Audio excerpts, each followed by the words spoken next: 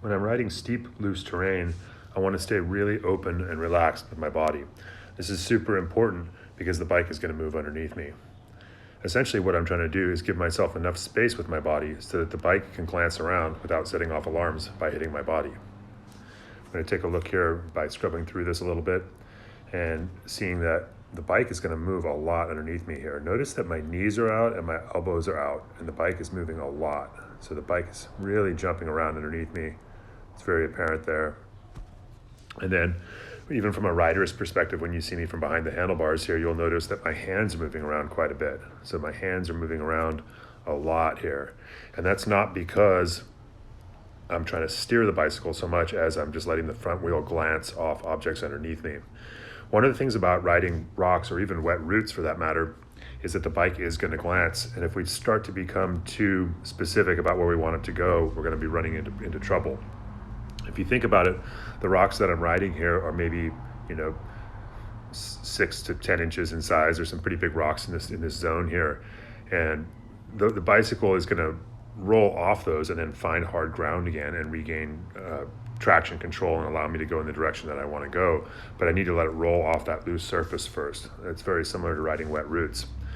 Again, when we watch this next time down, I just want you to watch for my upper body position here. So notice my elbows in the next clip here. Notice how my elbows are out. So we're going to take a look here in this clip.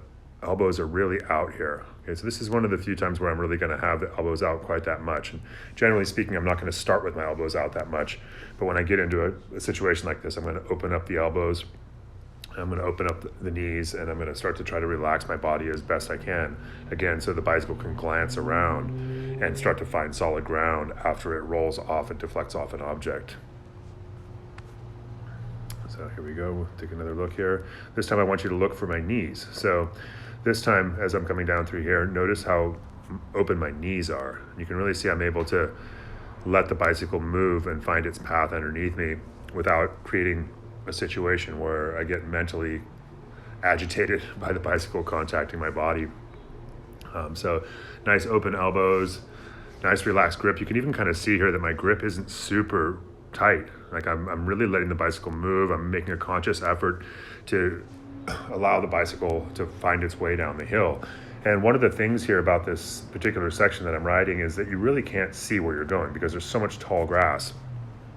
And so in this situation, not only do I know the bicycle is going to roll on things that are unpredictable, but I can't even see what it's going to roll on. So you can tell that from this perspective here. So it's really kind of an interesting type of terrain to learn to ride, whether it's unpredictable, slippery, slimy roots or unpredictable roly-poly rocks like this. You just want to open up, relax, and try to look forward and not get too specific about exactly where you want to go.